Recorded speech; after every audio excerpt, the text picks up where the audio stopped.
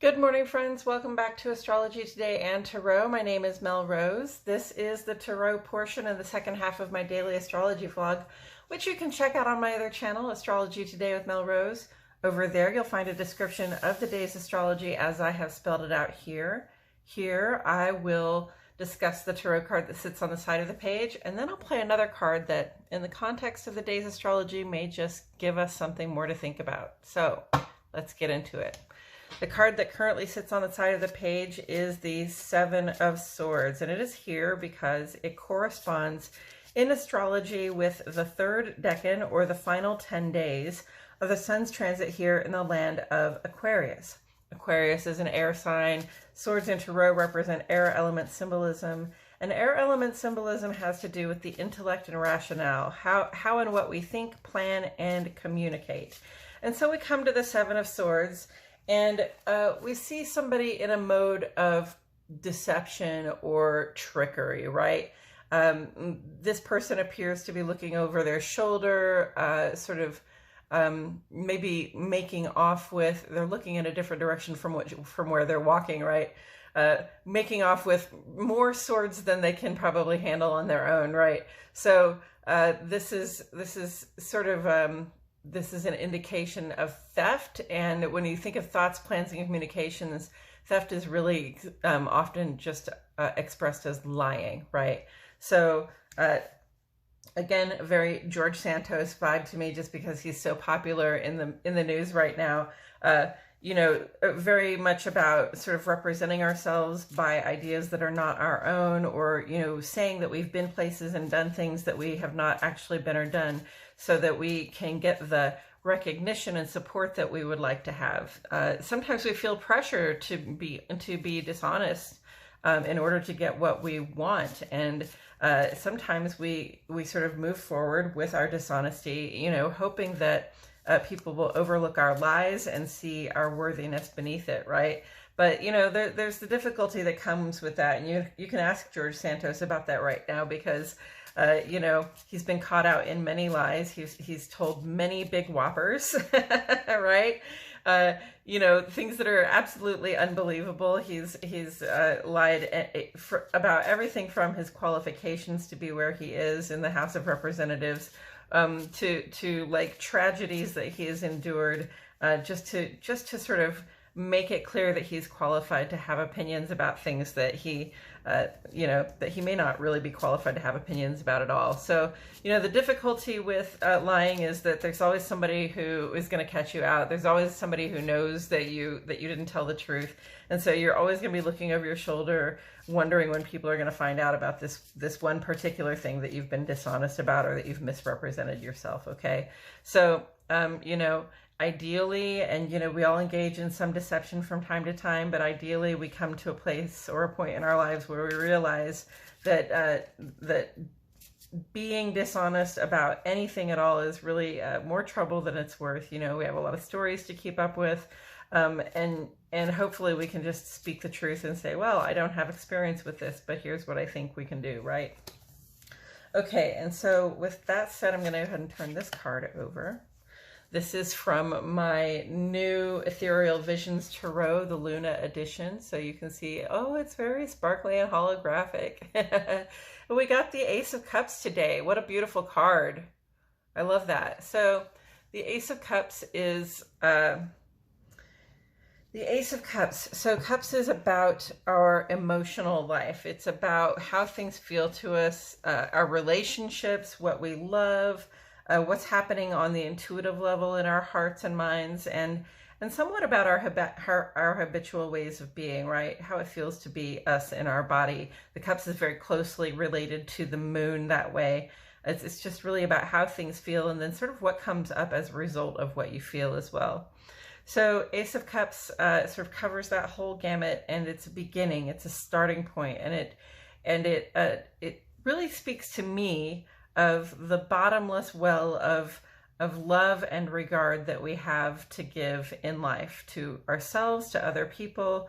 You notice that when for example, if your sister were to marry somebody new, you don't have to sort of take up back all the love you have given to everybody in your family and chop it up into smaller pieces so that you can also give that some of that love to the new person in your family, right? If a baby is born, you don't have to like take back the love you have for one person in order to give some love to a baby. It's not a starvation economy, right? There's always more love to give. There's always more regard to give. There's always more trust to give. We just have to be willing to draw on that sort of bottomless well of kindness and compassion and empathy and regard. And, in that bottomless well of kindness and empathy and compassion and regard, we also, get the benefit of being able to intuit things. When we feel something, this is very much about how things feel to us. When we feel something, there are questions that arise with feeling. There's also sometimes a certain knowing that arises with the feeling, and that certain knowing is what we call intuition or the hunch, right? Like you have an experience, you feel some emotion as a result, and then you say, I have a hunch that this is the way things really are here, right? So, and then we tend to trust our intuitions and go with them. Hopefully, a lot of the time we can trust our intuitions and go for them. So where do we see the Ace of Cups on the page today? Well, I'm so glad you asked because Venus and Neptune are finally fully conjunct in the land of Pisces today. And, they've been coming up on this conjunct for approximately probably the last 9 or 10 days, and they'll be released from this conjunct over the next week or so. It's a very quick aspect because Venus moves pretty quickly forward, whereas Neptune takes a long time to move forward. So Venus will be parting ways from Neptune starting tomorrow, and from there on we'll get farther and farther away. However, at this point today, starting at 6:25 this morning, that conjunct is in its full power. It is giving us its full vibration, its full strength vibration. And, this relates to the cups because, it's about what we like, love, and can't get enough of. That's Venus. And then Venus is sort of like the lower level energy to Neptune's higher level energy, which is a more broadly encompassing compassion and empathy and sense of connection, not just to the specific people and things that we like, love, and can't get enough of, but to the world in general, to our love for humanity, our love for our community, our empathy and compassion, say, for people who are far away from us and, who don't really have necessarily anything to do with our regular day-to-day lives. What comes to mind is like our empathy and compassion for those people who are victims right now of war or famine or hunger. That may not be something that's very present in our day-to-day lives, but we know that it's happening out there, and we feel a certain level of compassion and connection to those people that allows us to have empathy for their situation and, wish or desire that we can help, look for things, try to intuit ways that we can offer our support and our compassion. So, Venus conjunct Neptune is just like our love for the things that we like, love, and can't get enough of in this under pressure, in this combined, intensified sort of situation with our love and compassion in general for all of everything, for all of humanity, for life on the planet. And so, this is a very creative and imaginative space to be in. Neptune really relates to our creative capacity, sort of a wide open imagination that allows us to try to imagine bigger solutions to problems, not necessarily so much in the Aquarian way as in the Pisces way, where it's really more just about our connections to other people, being able to feel that connection to other people and wanting to feel that connection is supportive of others, right? Whereas in Aquarius, it's not so much about our connection as it is about our desire that our personal support and uplift go to the support and uplift of people everywhere, of all the members of our communities and our collectives, because we know that the support of other people equates to our own support. In Pisces, it's more like, our compassion goes out and we feel that connection. And it's not necessarily about structural support or physical support. It's about emotional support. It's about having compassion and empathy for the other. So it's a very romantic vibe in one way or another. And of course, yesterday was February 14th, Valentine's Day. So hopefully we're feeling those romantic vibes on February 14th, for the people that you're close to, not just friends, not just lovers, but friends, loved ones, and families. And now we're really given this powerful urge to feel that connection just to the world in general, to life in general, to the people on the planet around us. Because their lives do impact our lives. Their feelings have an impact on our feelings. Their experiences have an impact on our experiences, right?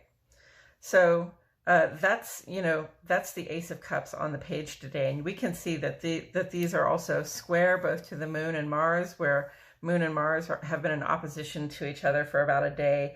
Moon and Mars will not be in opposition any longer after today until another month from now. But the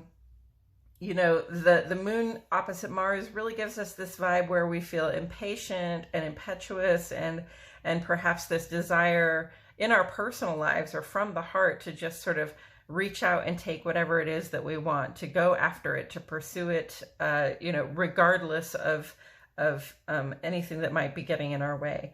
And Venus conjunct Neptune is here on the side, square to both sides, adding a little bit of tension and excitement, and perhaps some attention to that sort of that drive we have just to take what it is that we want. And it's saying, you don't have to just go forward and aggressively get what you want. You can use your imagination. You can talk about what it is that you love. You can feel your compassion and empathy for people near and far, and that way you might be able to draw in some of what you want instead of just going out and pursuing it. Perhaps if we can be a little open-hearted and a little open to receiving, a little open in our compassion and our empathy for others, then what we're looking for, what we're in pursuit of, can sort of meet us halfway. Okay, and then taking this together with the Seven of Swords. Seven of Swords and the Ace of Cups. Well, I mean, to me, there's a dichotomy here between the lie and the truth, right? The truth is always arising in our feelings and our intuitions. And that doesn't necessarily mean that what we feel or what we intuit is the truth, writ large, out in the world. It's just what the truth is for ourselves, right? We have an experience and we feel something, and we know that that feeling is true to ourselves. And it may not necessarily, reflect the reality of the situation. And we do have a choice once we realize how something is making us feel as to how we're going to act, how we're going to move forward with, based on that feeling and whatever questions or certain knowings arise with it. But it really speaks to acting from a place of compassion and love, and with an honest, straightforward intention from the heart. Whereas this is more of a situation where we seek to act from a place of just wanting to get ahead. This is really sort of the Moon opposite Mars vibe. It's sort of I'm just gonna take what I want. I'm gonna even perhaps misrepresent myself so that I can get what it is that I want. Whatever is the straightest line from point A to point B here. And I have observed in my life that often the straightest line from point A to point B is to do something dishonest. The most easy way to get what it is that we want is often, like, if we think about it, to steal it, to take it, to appropriate it as our own, right?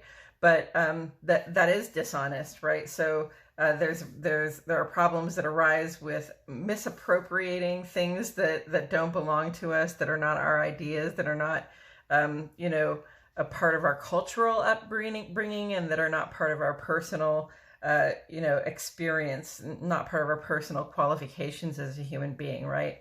And often, the truth about ourselves is so much more interesting and deep and loving and connected than this urge that we have to just be dishonest in pursuit of what it is that we want. Okay, so I'm really seeing this Ace of Cups being here to help us with this urge to be dishonest, saying, you know, sure, you can misappropriate somebody else's ideas. You can misappropriate somebody else's sort of cultural forms. You can just, you know, pretend that you have had experiences that you've not had, or pretend that you've been places that you have not been, and misrepresent yourself just as being more qualified for certain things than you really are. You can do that, but the truth will always come out, right?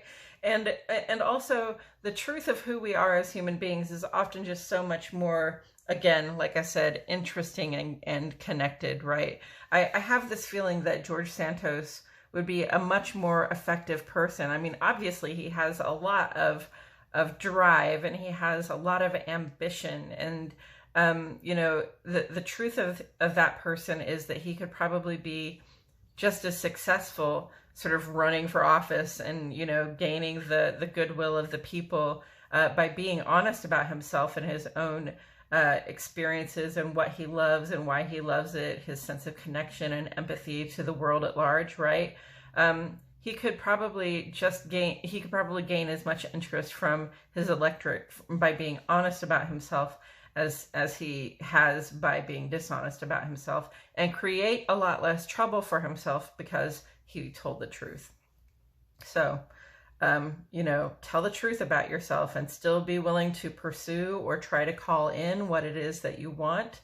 You know, if we ask for the things that we need and desire from a place of truth, from a place of self-love, from a place of compassion and empathy for everybody else involved, it's likely to come to us, and, you know, in a way where we don't have to be looking over our shoulder or worrying when the other shoe is going to drop, right? Worrying about what we're going to have to give up or confess to. Okay, I think that's all I have to say about it today, friends. Thank you so much for joining me. I truly appreciate your presence here. My name is Mel Rose, and I'll see you all back here tomorrow for more Astrology Today and Tarot.